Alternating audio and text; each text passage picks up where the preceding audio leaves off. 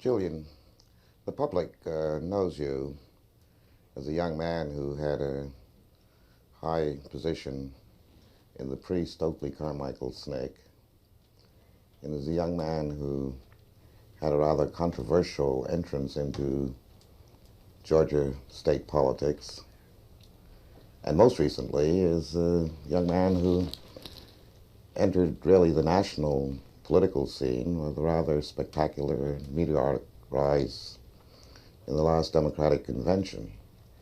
What I do not believe is generally known about you are some things about your own personal and family background. Do you want to tell us a little about that? Let me see. I grew up in Georgia, where my father was. Where were you born? Born in Nashville, Tennessee, but my father was then president of Fort Valley State College, which was a segregated state college in South Georgia, and we lived there till 45. When I was 5, we moved to Lincoln University, Pennsylvania, where he became president again. That's where I first met you, by the way, when you were 5. And stayed there until 1957.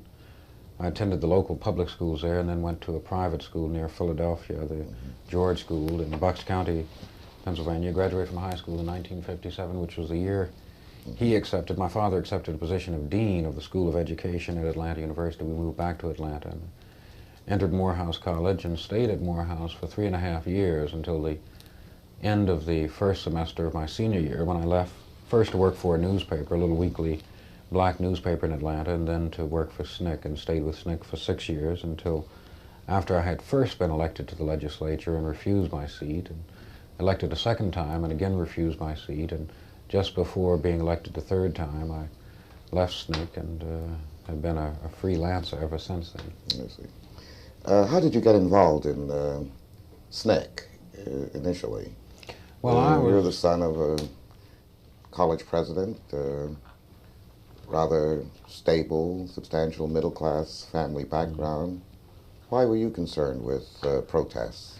Well, I got involved in the Atlanta University Center student organization. You know, in 1960 there was a student sort of anti-segregation group on almost every southern black college campus, and the Atlanta University Center colleges, Morehouse, Spelman, Morris, Brown, Clark, and Atlanta University had one. And I was deeply involved in that, a series of demonstrations against the downtown lunch counters. And we were part of the group of some 300 students who came from all over the South on Easter weekend of 1960 to Raleigh, where the Student Nonviolent Coordinating Committee was founded. And we fought a big fight with the students from Nashville who wanted the SNCC office to be located in Nashville, but we convinced them that Atlanta was the hub of the South and any office of any kind ought to be there, and did locate in Atlanta. And there was always a very close relationship between the SNCC office and the local Atlanta Student Movement office. And for a time, in fact, we shared the same rooms. And when I left Morehouse, after having worked for this paper for a 1.5 years off and on, I grew dissatisfied with it and wanted to continue in the same sort of field, writing and publicity, and SNCC was there. I was interested in what SNCC was doing. It was just then starting to spread out, getting a field staff in southwest Georgia and southeastern Mississippi and up in the Delta in Mississippi and parts of Alabama, and it seemed to me at the time that that was it. That was what was going on in the South. That was where the aggressive action was, and I wanted to be close to it.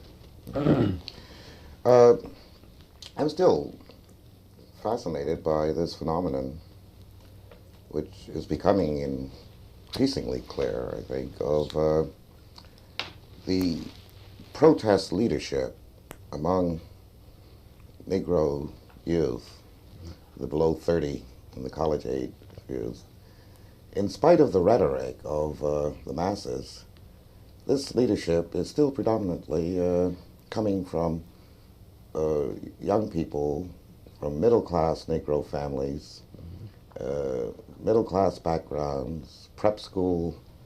For example, in the northern colleges now, the black students' associations making rather militant demands upon college administration and talking about the masses.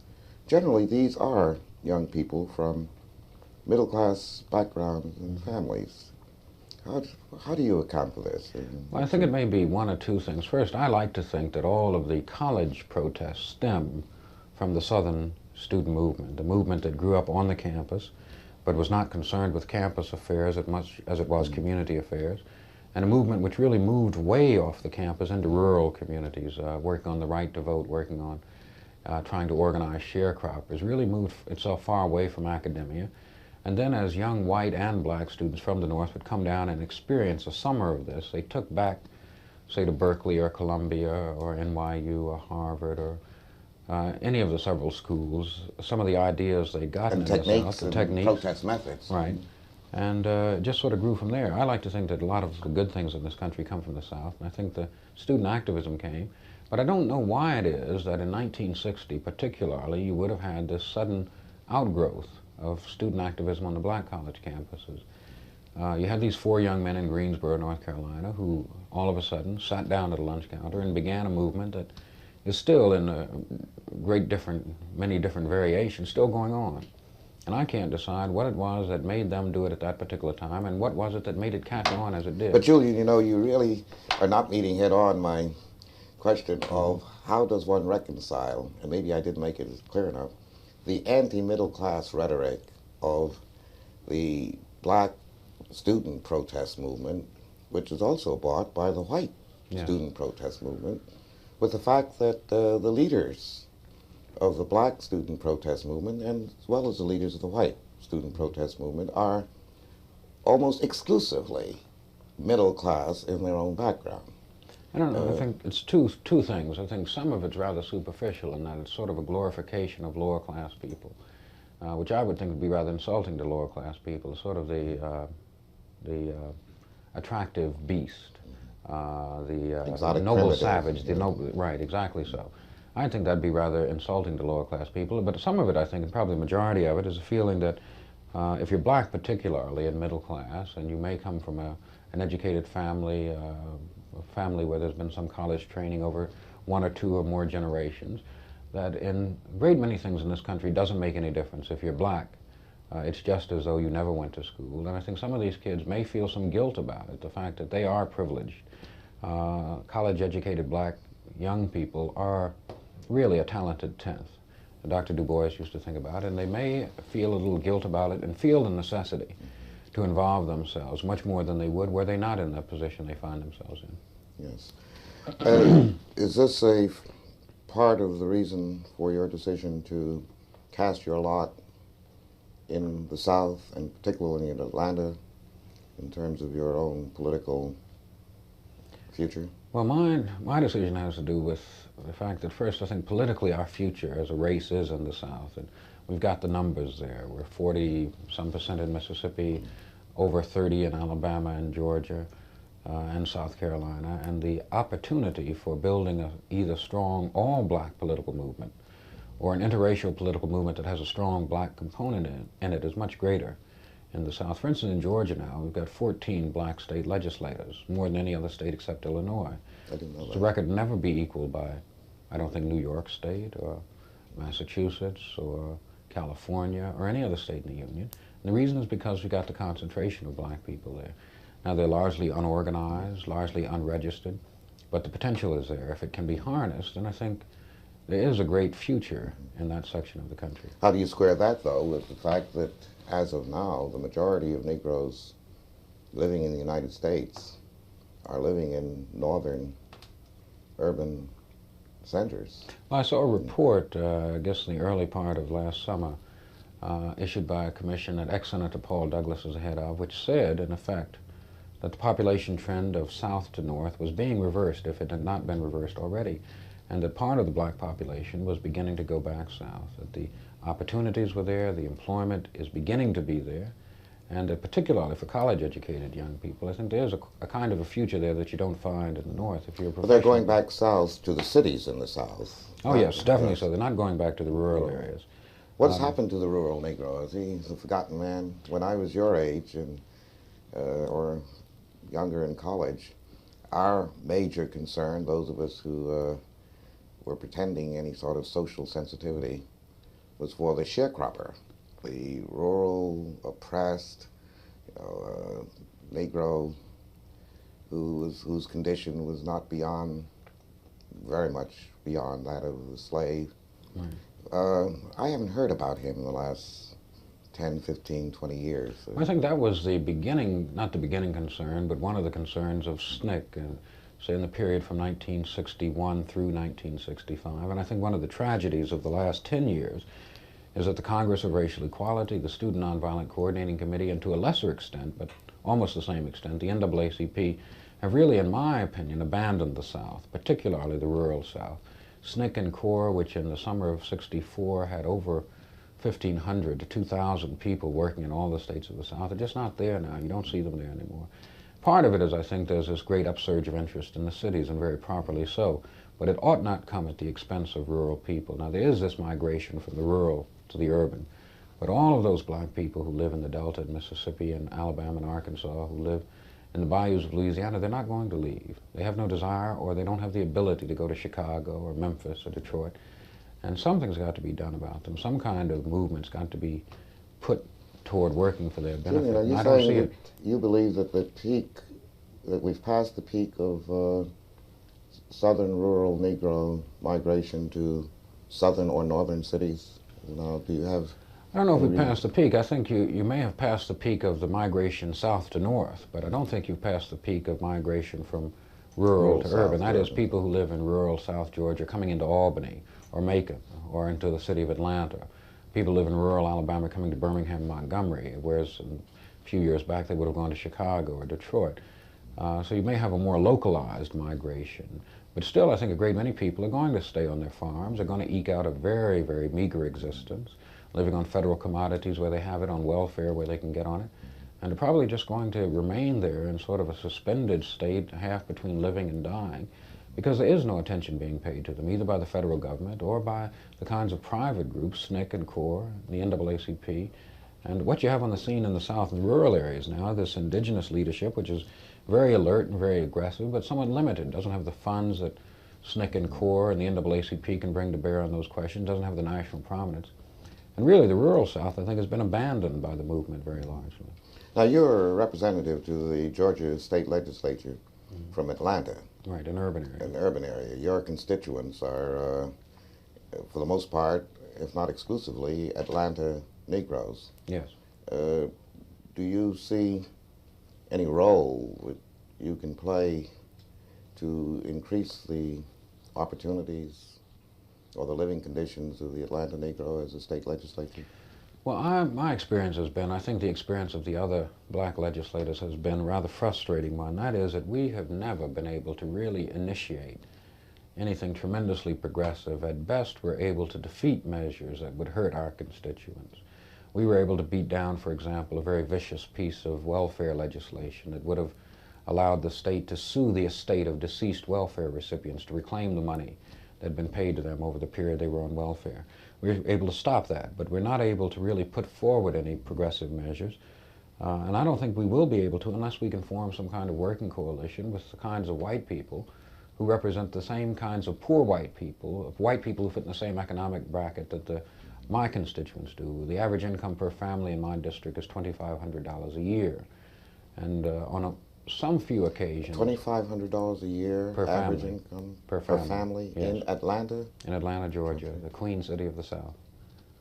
Well, how do you deal with that phenomenon? I mean, what can you, as an elected public official... The best thing I can do, and it's a sad thing to admit, the best thing I can do is to get the city government of the City of Atlanta, the county government of the County of Fulton, the state government of the State of Georgia, to unbend a bit in offering the kinds of services that the citizens of most cities, the more affluent citizens of most cities, seem to take for granted. For instance, my constituents complain about something as relatively minor as garbage collection, and by making a bit of noise, I can get their garbage collected.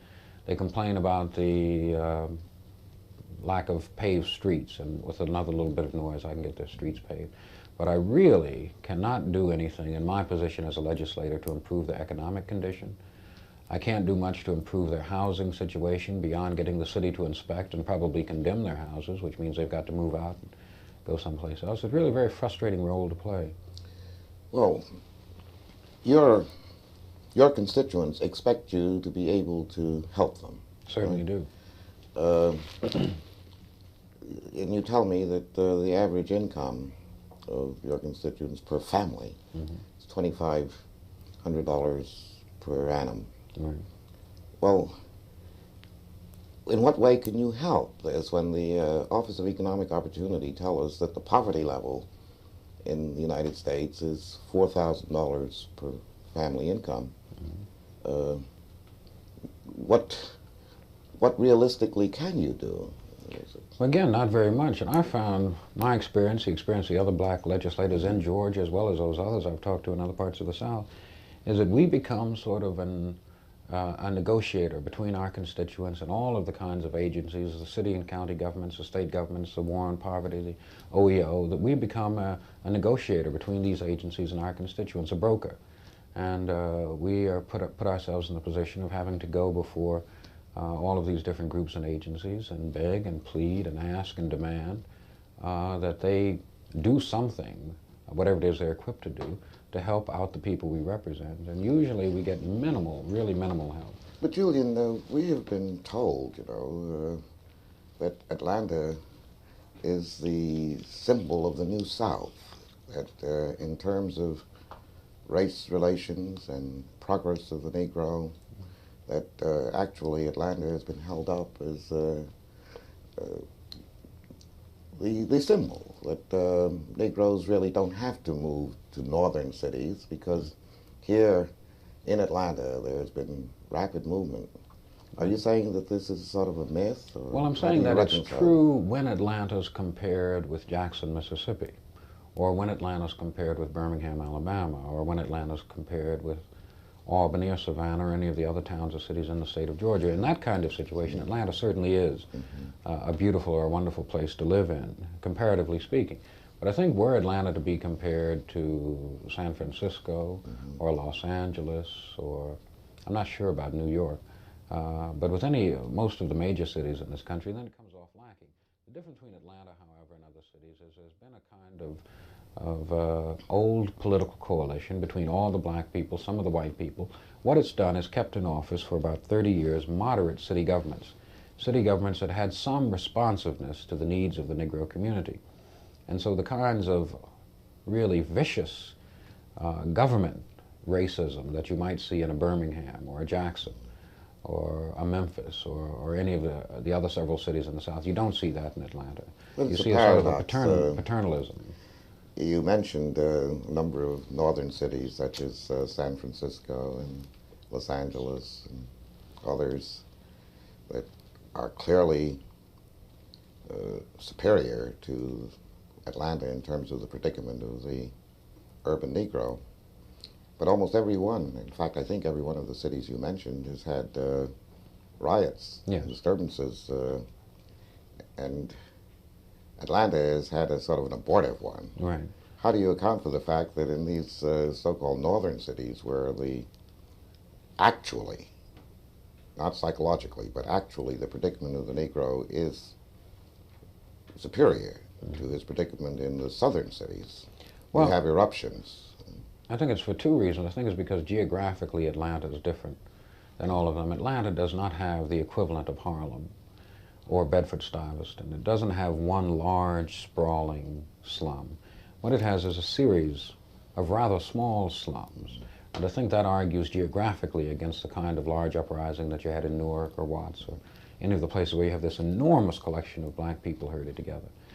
And the middle class? It's interspersed. You have a very nice neighborhood and a very poor neighborhood, and perhaps a white neighborhood and a poor black neighborhood and another neighborhood here, and so on.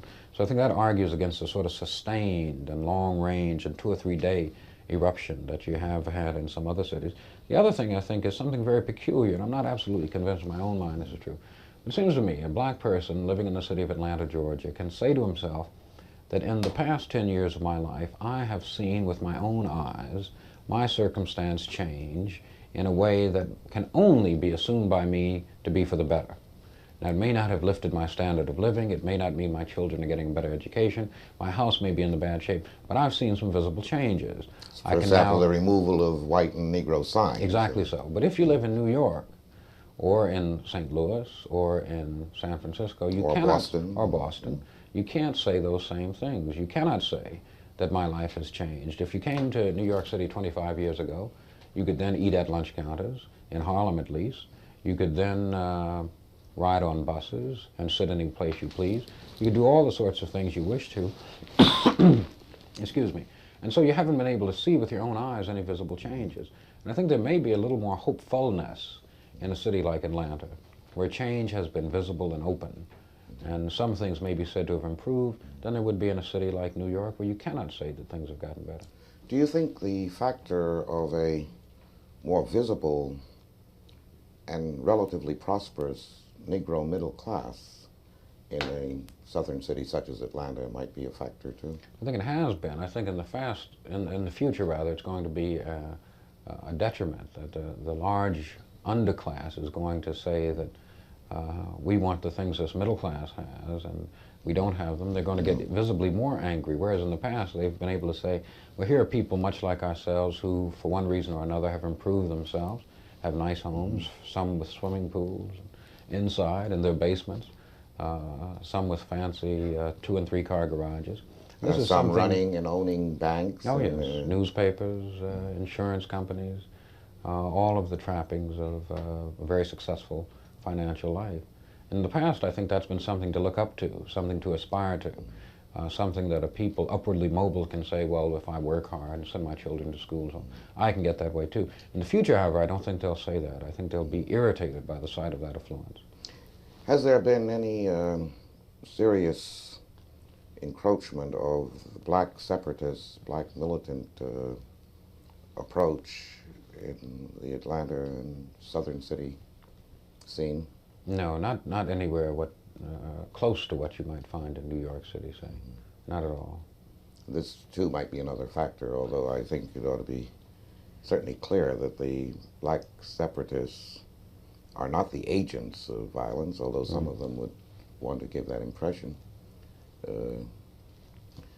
The mood, as I see it, in northern cities among Negroes is, at least on the part of certain more articulate militants, is a rejection of the prior integrationist thrust of the civil rights movement and a attempt to make a virtue out of segregation, Right. under the guise of black separatism, black control among Negroes is, at least on the part of certain more articulate militants, is a rejection of the prior integrationist thrust of the civil rights movement and a attempt to make a virtue out of segregation, Right. Under the guise of black separatism, black control. Is that mood? No, again, you don't find that same notion. For instance, in Atlanta right now, there's still a tremendous amount of interest in school integration. And I think part of it may be that the schools in Atlanta are so terribly overcrowded that is the only possible avenue of relief, is to integrate, is to send black children into white schools, which are terribly undercrowded, or not even full to capacity. So still very much interest in integration as a philosophy, as a goal, as the aspirations of the kinds of people who really suffered daily because they're squeezed in their housing, they're squeezed out of jobs. They're still very much interested in integration. Not quite, I don't think, as much as they may have been 5 years ago, but certainly have not been turned off by it or not interested in moving away from it. They're still very much interested in it. Well, I must say that in my observation of the concern of Negroes in our cities in the North in terms of this very important function of education, during the past 2 or 3 years, it seems pretty clear that they are moving away from integration and trying to increase the quality of education for their children through decentralization, community control, and are not even permitting themselves to discuss the fundamental problem of this being another guise of separate but equal. Right, exactly so. It's very understandable on one hand why people would want community control, particularly in a system as large as New York's, where the individual parent or student must be really lost. But at the same time, it's rather dangerous to think the day may come when we'll be told that now you've got your school and you can run it yourself and be happy with it, take it. I sometimes wonder, why we believe that separate but equal will be any more successful demanded by Negroes than when it was being imposed, and I suppose it's still being imposed, really, in the South and the North. But one of the things that really disturbs me is the extent to which the decentralization or community control thrusts can become really perverted into a more insidious form of segregation, and the paradox that this might have a greater impact in the North than in the South. Well, again, I think the difference North and South is that the dangers of the paradox you speak of much greater in a system as large as New York's or Chicago's or Boston's. Atlanta, although really a major city in the Southeast, is still relatively small as cities go. And I don't think people feel the same need to control community school districts. The system is manageable in size. And you feel that they are still, the Negroes, are still inclined to emphasize desegregation. Oh, very much so, very much so. What do you think are their chances of success? Well, again, that depends on a very dangerous political game that the politicians, black politicians, including myself in Atlanta, are now playing. And that is, we are racing against the day, or toward the day rather, when our numbers in the population will enable us to at least have control of the city. And we're racing against the day when the city of Atlanta may become, although I doubt if it will, may become a city like Newark, a Hulk, a place where the population doubles during the day when white people come into work and goes in half in the evening when they leave, where movie theaters are closed down, where banks are folding, where train stations are being locked up. So we're racing, we're playing with those two factors. We're 48% of the population now. We have minimal representation in city government. We hope that if we become a majority of the population, if we can change the system of elections in the city, we'll be able to run the city. And hopefully... You think there's a chance of a Negro mayor of Atlanta? Oh, yes, in 10 years, there's no question about it. If we can contain the city limits, and the state legislature controls that, we beat back an attempt to expand the city limits 3 times during this last legislative session. I'm sure the city wants to try to again. Incorporate the white suburban ring Exactly so. as a political force in the running of the city. Right, that would have decreased our percentage of the population to about 25%. And I think rendered us politically impotent and useless. So in effect, you do see the movement toward metropolitanization, you know, regionalism Atlanta, the city as a threat to Negro political power. We're trying to do it in Atlanta. We've done it in Nashville with the Dade County, not Dade County, but the Davidson County, Nashville metro government. We've done it in Miami with the city of Miami, Dade County. We've done it in Jacksonville, discussing it in Birmingham. And I really think that all those cities certainly I think it's going to move north, too. Oh, yes, no question about it. Cities need that expanded tax base, certainly, but they also need, I think, in the back of their minds to diminish the black population, and that's the quickest and easiest way to do it. It's faster than urban renewal. But, Julian, on the other side of this metropolitan regional approach, would you get certain advantages, such as a broader tax base to provide more efficient services in education, in sanitation, and control? Good. That's why I say it's a game. Yeah. It's a race. And the question is whether the point at which we take control is still the point at which the city that exists now is a viable object, is able to begin to solve its problems. If it is, then we could then begin to expand and take in the base and still retain some of the control that we've had. If it's not, I think we will have lost the game. Atlanta will be a Newark, will be a Hulk, a shell. What do you see as the major urban problems that confront Atlanta that must be dealt with in some positive way? I think with us, it's, racially speaking, it's our inability to have any control over the things we want to control. We cannot direct where a street will or will not go. We cannot decide where a school will or will not be built. We cannot decide whether a factory will tear down a nice neighborhood or a bad neighborhood. We can't make any decisions about anything that goes on in the city. We have some influence, it's true. It's wrong for me to suggest that we don't.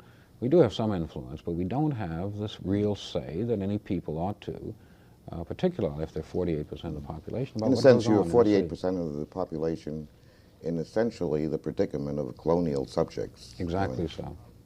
Without power and control. How does this influence services such as sanitation as far as the Negro? Well, it does it in a very That's right. peculiar way. We have one black alderman who ordinarily is the official who takes care of city matters like that. But because I am a state legislator and because I have the say more than the alderman does about how much money the city of Atlanta will get from the state, about what shall be the term of the mayor, how often and how frequently he shall be elected, how much his salary will be, I am actually more powerful in an indirect way than that alderman is. So my constituents come to me not asking me about state sales tax and not asking me about questions of consolidations of schools in Meriwether County, Georgia, but they come to me asking for their garbage to be collected.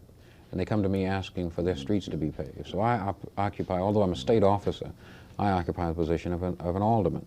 Do they come to you with problems of welfare? Yes, all the police, sorts of problems community relations that normally a citizen might go to his alderman with or his mayor with. My constituents come to me with those kinds of But problems. what can you do about it, given, for example, Maddox? Given, Well, with those kinds of problems, I don't deal with him. I deal with the mayor of Atlanta or with an alderman. And I call him on the telephone and I say, this is Representative Bond speaking. And I imagine what goes through his mind. Are you calling a white alderman or Yes. a black alderman now? Well, probably a white alderman. My district is in 2 wards.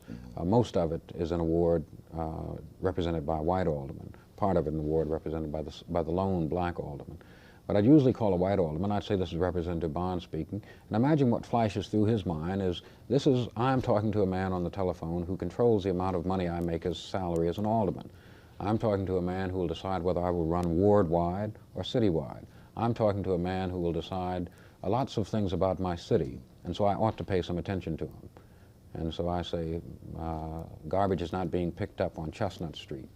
And he says, I'll take care of it, Representative Bond, and he does. All right. Now you call him about a problem that requires money. What can he do if the available funds will not permit a street to be paved or a school to be built or urban renewal really to make a difference in terms of the conditions? Well, in that case, I wouldn't call him. I'd call the mayor. And the mayor, I think we're fortunate in Atlanta. We have a mayor who's better than most mayors. And he'd, I think, really make an effort to find the money. If he couldn't find it, I don't know what would be done. When the legislature came back in session, we'd fight for an appropriation. And the boys from the rural counties in South Georgia would tell us that that appropriation would be better if it went toward eliminating the boll weevil or something like that. Julian, but you were one of the first Negroes, or whites for that matter, involved in problems of civil rights of the city to raise the question of the effect of the Vietnam War and the tremendous financial burden in support of that war in blocking meaningful financial commitment of the federal government for the resolution of urban problems. Have you changed this position? No, I've begun to be less optimistic about the money that now goes into the war being put into the cities were the war to end automatically, or were the war to end just this moment while we're sitting here. And I think that some of the congressmen who say, well, we can't fund the Job Corps as much as we'd like to because of the war, wouldn't fund it anyway if there were no war. Some of them I think would, but I'm not as optimistic about that as I used to be. I think the war has had another kind of effect, an unintended effect, and that is the kind of energy that's gone into the peace movement, I think, is energy that might have gone into the civil rights movement. And I think it's been proper for it to go into the peace movement, the anti-war movement. But had there been no war, you might have been able to corral that same force, those same monies that have gone into very militant demonstrations on the one hand to rather ordinary campaigns like Senator McCarthy's on the other. That money, that energy, that thought, that dynamism, that feeling of concern in the white liberal community might have been put into some concern for the black community had there not been this war. But I do sense, and you must correct me if I'm wrong, that you don't seem as exercised about the displacement of financial resources that could be available for solving urban problems through the Vietnam commitment, Well, as you as I did were. once. Well, if I did, I think it's because then, say 1965, 66, I had the feeling I had to convince other people that my position was right. Now I have the feeling they're all convinced. If Well, not all convinced, but more of them are. all right, let me keep pushing. Does that mean that you've given up really on ever getting for the cities, northern and southern, the amount of federal financial commitment necessary to solve the... No, it urban doesn't, problem? but it means this, that when I used to, say, make a speech to an audience in 1966 or even 67, and used to say that one of my disagreements about the war, and I have many, one of my disagreements about the war is exactly what you've said, that it drains funds that might be spent here, I'd get some opposition. Now I get almost none, that people accept that that is true, that there will be no funds for the cities, there will be no guns and butter too. But will there be butter and the attempt on the part of our government to strengthen our cities through providing for human beings the minimum conditions for... Well, that's what I'm not as sure about as I used to be. I used to think if only this country were committed to ending the war, then it would therefore be committed to saving the cities. Now I think many more people are committed to ending the war, but they have not adopted a commitment to save the cities. A great deal of rhetoric, particularly from politicians in Washington, about reapplication of the war funds to the cities, but I tend not to believe most of it. Nixon, for instance, talks about, I forget what he calls it, the peace surplus, which he estimates at some 20 billion, and I've heard him say he wants to spend 16 billion of it in building a stronger nuclear defense for the United States, 2 billion of it for paying off the national debt, and 2 billion, the 2 billion that's left, for the cities. Now, how much better if you could spend 2 billion for national defense, 2 billion for paying off the national debt, and 16 billion for saving the cities? What do you expect by way of not only concern for the problems of the cities and an attempt to really deal with them seriously, but also in terms of civil rights from the administration of President Nixon, Well, President-elect Nixon? one thing that the Republicans might be admired for is that they seem to be big guns in favor of efficiency. Vice President-elect Agnew, for instance, has suggested that there be a national welfare standard as opposed to the hodgepodge system you have in each of the 50 states. What frightens me is I'm afraid he'd want to set the national standard at the level of Mississippi. Well, let's say Maryland. Maryland, rather than at some high standard as it ought to be, a decent standard of living. But I think that's a good idea on the face of it, that there ought to be a federal standard of welfare. The other thing that impresses me about Nixon particularly, and doesn't impress me a great deal, is he seems to be a much more deliberate man, much calmer man than he used to be, and I'm sure, or rather I hope he's not going to rush off in all directions at once as he once may have done. But I'm not very optimistic about the Republicans. Nixon said he wants to cut out the HEW's power to withdraw funds from southern school districts. That's the only effective weapon that this country has found to integrate southern schools. I think he is, in a lot of part of the campaign, I'm not too certain and confident, but I have somewhere vaguely in my mind that Mr. Nixon pulled back on that. Well, I hope so. That really frightened me because I saw that as the only effective weapon in the South and in the North as well for integrating school systems, is pulling that money back. And if he stops that, then you just stop the intent of the '54 Supreme Court decision forever. On the other hand, Mr. Nixon has made very clear his desire to try to build entrepreneurship and production and a higher economic base in Negro ghettos. Again, I'm not altogether sure what he means about it, and I think a great deal of it's rhetoric. For instance, once I heard him in a speech describing what he meant by black capitalism, and what it amounted to was white capitalism in the ghetto. It was white ownership of rather small industries that would certainly provide employment, provide training, provide jobs and management for Negroes, but would not provide opportunity for black capitalism to be black capital. No, I think Roy Innis would disagree with you on that. Roy Innis is taking credit for converting Mr. Nixon to Roy's position on the role of black capitalism in raising the standard of living of the Negro in the ghetto. And Roy's position is that the federal government, private foundations, and white capitalists should join together to provide Negroes with the tools and the machinery of production. I don't know whether you've talked to Roy Innes recently, but he is very clear on his belief that the salvation of the Negro ghetto is to bring into the ghetto Negro-owned businesses, Negro-owned factories, stores, etc. Well, and Mr. Innes is telling everyone that Mr. Nixon has bought his Well, I hope he's position. right, but if Roy made up the term black capitalism, let me inject another, and that is community socialism. I know socialism is a tainted word, but I like the kind You of don't project... expect Mr. Nixon to buy that, No, do you? not at all. He could change the name. But I like the kind of enterprise that Reverend Leon Sullivan is engaging in Philadelphia. Now, he's gotten large numbers of relatively unskilled people, or poor people rather, to contribute to a fund. And now they own jointly, about 1,000 members of his church own a shopping center. Nixon has been there, in fact, and looked it over and apparently was impressed by it. But I'd much rather see that kind of large-based ownership of an individual enterprise rather than single ownership. I think it's fine as a money-making venture for an individual black man to own a factory. He's going to get wealthy. But I think it's better for the community as a whole if the ownership is joint, is shared by large numbers of people, so that none of them depends on the profits from that enterprise for his own living, and so that the profits can then be turned back into another kind of community enterprise, rather than having the money being channeled into one man's pocket.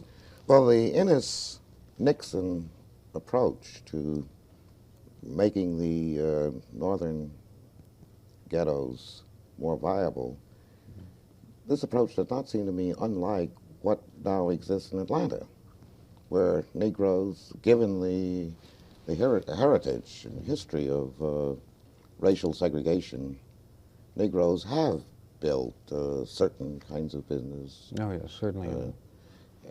Do you think that importing that southern pattern of economic segregation, to the extent that it's possible to have economic segregation, into the North will make the predicament of the Northern Negro more palatable? I think it will, with two exceptions. What's happened in Atlanta is that as, say, integration has come, is the kinds of Negro businesses that were not competitive just had to fold up and go away. Now, a great many of these businesses sprung up in the days when, say, restaurants, when we couldn't go downtown and eat at a very fine restaurant, and those that didn't come up to standard have disappeared.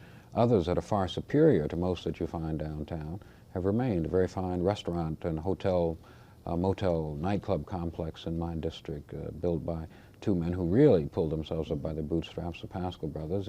I don't think it has its equal in any Negro community anywhere in the United States. And the other exception is that this kind of economic development, this sort of economic segregation, has resulted in building a class, a very strong middle class in Atlanta, and in fact a sort of an upper class of rather wealthy men, more black millionaires in Atlanta than any other place. But it hasn't really, I don't think, improved the economic condition of those people on the very bottom. They are still largely dependent upon white people for their sustenance, for their jobs. And there are not enough job openings in the black community in this segregated economy to absorb them. There may be if this black economy could expand itself, but its bankers, its heads of its insurance companies, its savings and loans companies, tend, I think, to be almost as conservative as are some white bankers, are not willing to risk the kind of capital that we complain white bankers are not willing to risk. It's interesting that as we've discussed ideas about the Nixon administration, we seem to have moved away from the traditional way of discussing civil rights into the area of economic development. It may very well be that this will be the thrust of the Nixon administration in dealing with civil rights problems. You know, instead of dealing with civil rights problems, dealing with economic development problems. Maybe there may be a lot of young men who are now coming out of college who wish they'd majored in economics rather than political science. Julian, what do you see as your own political future? Do you intend to devote the next 10 years of your life to politics in Georgia, in Atlanta, or are there some ideas about the new politics on the national level? Well, I'm very interested in what goes on all over the country, but my primary interest is in Georgia. First, I'd like to see a much more liberal political climate. I'd like to see the Democratic Party become a much more democratic organization nationally. But my major interest is in Georgia, and I'm hoping that I can participate or join in the building of a statewide liberal political machinery in the state. We have a nucleus of people who were engaged in the challenge at the Democratic Convention last August. And we hope that from that nucleus can be built a statewide, integrated political movement. And I emphasize integrated. What are you going to do with a integrated. person like Maddox as your governor? Well, he can't succeed himself. And one very peculiar thing about him that I don't think is evident to people outside Georgia is that he is a peculiar mixture of two strains in Southern politics, racism and populism. And the populism sometimes is dominant, not often, but sometimes. And when it is, he's a rather decent man. When it's not, he's not. Do you have any personal or political contact with Maddox? Well, during the legislative session, which in Georgia is only 40 days per year, I would guess I see him almost every other day. He's cordial, he's friendly. He's like, he's a politician. You are... He's nice to people he might not you be are nice a fact, you are a reality, he cannot right. He is ignore. a reality in my life as a politician. He is the governor of the state in which I live, and he is a major factor in the legislation that comes before us. Does he understand the complexities or the nuances of the problems of the city? I don't believe he does. I don't believe he does. I don't believe he understands the complexities of government. I do believe, however, that he knows what it means to be poor. He comes from an extremely poor family. It's a classic American story of a poor boy who, by his own hard work, made himself into a very successful man. He doesn't believe, as a great many self-made men do, that every man can be a self-made man, which I think is to his credit. And he does know what it means to be poor. And he does have some sympathy for poor people. Julian, I get the feeling as you talk about him that you have a compassion that transcends the trite racial polarization. Am I correct? Well, I once read an interview that had been done with him by some student at Emory University in Atlanta, and then the interview had said that Maddox, as a young boy, used to have 2 paper routes to raise money, not for himself, but for his family. And when he got through selling his papers, he used to go into downtown Atlanta and look at the people he admired the most. And who do you imagine they were? They were the clerks in Rich's department store. And the reason he admired them more than anyone else in the world is because they wore neckties and they handled money. And I thought, how pathetic that is. That here's this poor young white kid who is really out there hustling on the street, scuffling. And this is his aspiration, to be a clerk in a department store. But your perspective of Maddox does not seem to be dominated by Maddox, the holder of the axe handle or the shotgun, who's saying the niggers shall not pass. It's a perspective of a poor white youth seeking to move up economic ladder. Well, I think he was, in many ways, victimized. He victimized himself in that situation. The Negro militants, you know, will repudiate your sentimental compassion. Well, I hope it's not sentimental. Maybe compassion, but not sentimental. I think he victimized himself in that situation. He put himself in that situation. He caught himself in it. He couldn't escape from it. He had to pull out that axe handle. There's nothing he could have done. Like George Wallace, who I have no sympathy for whatsoever. Wallace had to stand in that schoolhouse door. He could not escape it. He couldn't stand aside. Let's get back to your future. Do you see the possibility of going beyond state politics in Georgia into the national political arena? I'm not so sure. I know I'll never take Governor Maddox's place, or Herman Talmadge's, or Richard Russell's. There might be a possibility for some black person to be elected to Congress from Atlanta in 3 or 4 years, or from South Georgia for that matter. And I'd be interested in that, but I'm sure I'd have a great deal of competition, something that the local political people in Atlanta would have to work out among ourselves. So I'm just not really sure. Well, what would you like to do beyond Georgia, beyond the state legislature? I think I'd like to be in the Congress, and that's about as high as I'd expect to go, the U.S. Congress. Well, do you recall the Democratic convention in ill-fated Chicago? You were put up as a possible vice presidential candidate that again without was anyone recognizing your age limitations. Well, the people who put me up recognized it. We all recognized it. And that would not have happened had they not already asked two senators. What they wanted to do was extend the time of the convention. They'd asked two senators if they'd put their name in nomination. Both of them said no. They knew Senator Muskie. They didn't want to do anything to offend him. And they asked me, and I said I'd never met Senator Muskie, and I was sure he wouldn't be offended anyway. That's how that came about. It was just sort of a fluke of history. And I doubt if it'll happen again. You're 29. 28. 28, all right, which means that in 1972, you still will not be of legal age either for vice presidential or presidential. By the way, would you be of legal age for the Senate? You have to be 25, don't you? Yes, that's right. Right. I'm past the age. That's right. Yes. Ted Kennedy was of legal age for the Senate Right. when he was elected. So actually in 72, you will, whatever role you play in national democratic politics would have to be restricted from Yes. national office. Have to wait till 76. Uh, Or perhaps 1984. 1984 would be a rather appropriate time to have Yes. our first Negro vice presidential or presidential Right. candidate. Who are some of your political heroes? Now, at the time of the convention, I had a feeling that Senator McCarthy was at least a limited hero. Yes, he was a limited. Some few things about Senator McCarthy weren't entirely appealing to me, but I really admired the courage of this man to step out, and long before anyone else did, to oppose President Johnson. I think it took a certain something that apparently others didn't have. And But some that was admiration. one-dimensional. Right. I mean, to be president of the United States require at least as many dimensions as Mr. Nixon has. Right. I admired Senator Kennedy, Robert Kennedy, and Edward Kennedy. And then I have different kinds of political heroes. I really admire Adam Clayton Powell, especially as a younger man, the kinds of battles he must have put on in Harlem and in the Congress. It's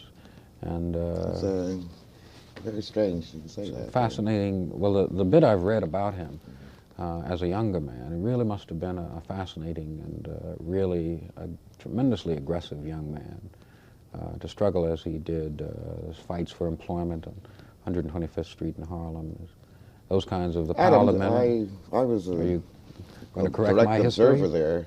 Adam didn't struggle in those Oh, he didn't. days. Well, he you was shattered a an happy illusion. warrior. He You was shattered rather an illusion. flamboyant in his operations. But what are your feelings about Adam as of now? Well, I think again he's caught himself up in his own history. You know, he's I think had an opportunity to straighten out his difficulties with the Congress, and didn't do it, and has put himself in a bad position. But I still have in spite of what you said, and shattering my illusion. No, I didn't intend to shatter the illusion, but I've known Adam from I was a kid, which is a long, long time, and I've never known him to struggle. In fact, it may have been that one of the essential ingredients of the tragedy of Adam now is that he never really learned to struggle. He too came perhaps- from a perhaps that's why- privileged middle class, upper middle class. Perhaps that's why neighborhood. he finds himself in the difficulty he does now. Yes. I tell you, I admire Hatcher a great deal. Richard Hatcher, the mayor of Gary, a great deal. Oh, Seems to be, I think, unique among all American mayors, white and black, to be a fighter and a struggler, and someone extremely conscientious. I know he has called me to fulfill speaking engagements for him that he didn't want to take, not because he didn't want to travel or he didn't want to speak, because he didn't want to leave Gary. yes. And felt At that the what same he had to time, do- he is being criticized for being an absentee mayor. Well, he doesn't leave as often as some others do, He certainly does not. and he's really a good man. But most of my heroes are old heroes, or dead heroes. Frederick Douglass is my hero. In terms of your own political future, do you have a model whom you would seek to emulate, or? No, not really, unless it was someone like Douglass, who had a lot of faults, but I think is really the kind of person you can't help but admire. Julian, you are usually seen and discussed as a leader among the new politics, particularly the under 30 contingent of the new politics. And it's interesting that you have not mention any of the cliches that are usually associated with this. Does that mean that The system. you Like know, that? I haven't heard you say anything about or against the establishment or the system or the need for total destruction of the present system in order to rebuild something brand new. How do you avoid the cliches of the political approach which accepted you or used Well, their first, name? because I think a lot of that is just rhetoric, and I'm an anti-rhetoric man. Well, how do you maintain your credibility with the new? I'm not sure I always do. In 2 years, I won't be able to lead the under-30s because I'll be 30 or 30. older myself. I'll have passed into limbo. But I'm just very much against rhetoric. First, I think in the black community you have a lot of what you can only call mau-mauing. You know, a lot of aggressive jousting to see who is the blackest among all black men. Have you ever seen whites competing for that? Oh, yes. In the 201 community-controlled decentralization struggle, there was a white Protestant minister who would come to the local governing board meetings with 2 black power buttons, one on either lapel with his collar sandwiched in between. He wanted to be blacker than the blackest black militant there, and he had a difficult time. Well, if you have the mau-mauing, as in Kenya, in the black section of the population, you have a mau-mauing, as in China, in the white section of the population, and that a great deal, I think, is made of the appearance of radicalism and revolutionary activity, and not much of the actual fact. What do you see in terms of the future of our cities, given all of the forces which seem to be converging at this time, the civil rights movement, the new politics movement, the dawning awareness on the part of business and industry that something has to be done? Well, I think it's a series of ifs. You know, if something doesn't happen, then something else will. If things go as they are just now, with the kinds of federal help that's been poured into some cities beginning to be cut back, as Nixon seems inclined to do, without having private industry or some force in the society taking up the slack, I think things can only get worse. There's no question about it. They'll have to get worse. If, on the other hand, you have a sustaining of the federal interest while you have the private interest, while you have some calm and deliberate discussion in black and white communities about a course for the future, I think there may be some hope, but I tend to be optimistic and pessimistic day by day, and usually more pessimistic than not. Well, thank you very, very much. I think that you certainly have indicated a rational basis for some sort of optimism. Well, I don't know.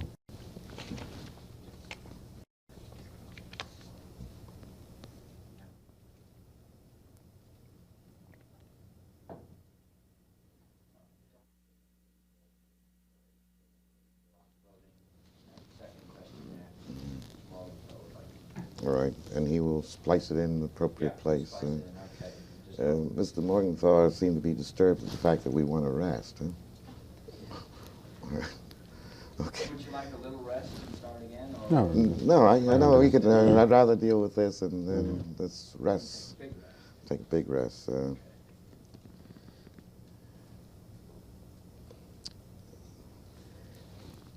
Julian, do you believe that the political development among Negroes, North and South, will go in the direction of black bloc voting for black and white candidates? I think so. A lot of it, I think, depends on what kinds of candidates are going to be offered on the national level. For instance, this may be a fantasy, but suppose in 1972 Nixon runs again. Suppose he selects as his vice presidential candidate Edward Brooke, a senator from Massachusetts. Is this a wish? Or just a No, it's a thought I've had that from a certain point of view, Brooke would make an ideal vice presidential candidate. He is a man who made his reputation as a crime fighter, and certainly that's a major preoccupation with a great many Americans now. Crime in the streets with both racial and non-racial connotations. He's a man, obviously, of some abilities, or he wouldn't be in the United States Senate. and he also is a colored man. He's a colored man who, however, does not polarize exactly white-black voting in terms of That's making why I his said, color dominant. That's why I said colored man. So you so make I a think he'd distinction be, between colored and black men. yes, so I think he'd be a really ideal candidate. Now, if he were on the Republican ticket, say, in '72, and who knows who the Democrat would be, Edward Kennedy, Edmund Muskie, maybe even Hubert Humphrey again, I think you'd have some splitting off of the black vote that went so heavily for the Democrats this time. But I think, given normal sets of circumstances, that black people are going to vote all the same way.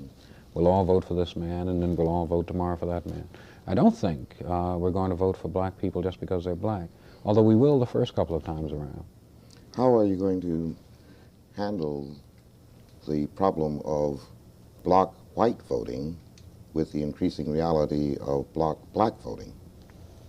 I don't know. How are you going to handle polarization in American politics? In a national election, a presidential election, I don't think that'd be as much a problem, because then you'd have people voting not just on issues of race as much as you would on issues of economics as well. I think you have to worry about that more on local elections, on state elections, where you may have two candidates for governor, one who may be considered a liberal and the other a moderate, and where issues of class and issues of economic advancement or issues like taxes for the schools are not predominant in the minds of the voters. He's concerned about race. If you have a Lester Maddox running against or say a George Wallace running against a Richmond Flowers in Alabama, it's obvious Flowers got all the black vote, and Mrs. Wallace, the late Mrs. Wallace, got all the white vote. And you had that clear-cut polarization, but I assume that had the two of them been running for president and not for governor of the state of Alabama, that all the black votes still would have gone to Flowers, but so would a great many white votes in this country. Do you think that with increasing registration of Negro voters in the southern states, the black belt states, that you will see within the next 8-10 years relaxation on extreme racism on the part of white candidates in the South? Oh, I think so. I think you've seen it already. Lester Maddox did not run a racist campaign for governor of the state of Georgia, not the same as he would have had he run 6 years ago. But the Wallaces, Lorraine and George, I think that's Wallace, a special situation. It's due to them particularly. Wallace is just so much of a racist that he is a man unique, I think. His type is found he's all more over of the a South racist than a populist. And more of a much more racist so than Maddox. Oh, much so. Although I never deny that Maddox is a racist and a bigot. But I think Wallace is a man unique in the South. He's a special kind of man. His type is found in a great many parts of the South, but he is unique. But I think that kind of overt you are racism optimistic, Julian, because you're almost saying that we're seeing the last of the Wallaces if the Negro vote and registration increases. Am I jumping to conclusions here? Well, I think you'll see the last of that type, that overt appeal to racism. Now, 10 years ago, George Wallace would have said nigger. He doesn't say that now. He can say crime in the streets. He can talk about busing children across town. He's talking about the same sorts of things Mr. Nixon let slip on occasion during his campaign. So the level of racism is much more sophisticated now. But I do think a guy like Wallace, I think his appeal is rather limited. You notice the Harris poll said that a great many Americans thought he was a radical, which surprised me a great deal, but I'm sure it's true. I think he's an extremist. Now they'll probably want us to sit for 5-10 minutes. Look attentive at one another. He'll run the reaction shots. All right. You got a cigarette? Yeah. We may smoke, even though we didn't during the program.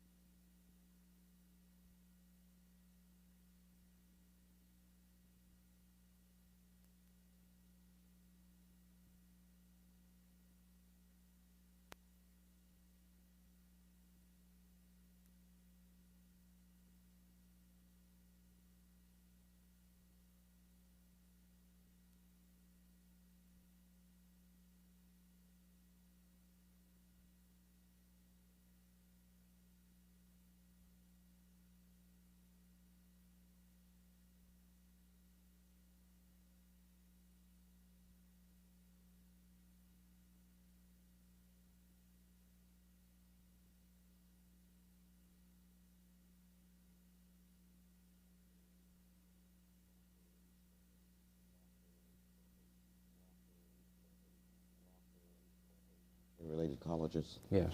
It'll offer courses in African history and Asian history as well.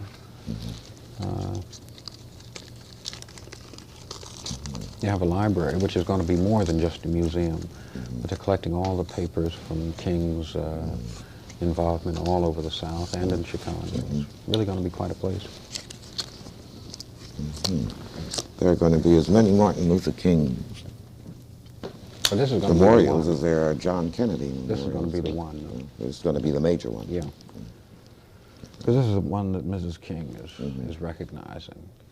And it's going to be much more than just a room with some books in it. Mays, very Yes. active at this. They have a board. Let me see. Mrs. King is on it. Dr. Mays, Dr. Manley. I forget who else. My father. Quite a few people. It's really going to be something. Ralph Abernathy on it. Yes. I wish that it were possible to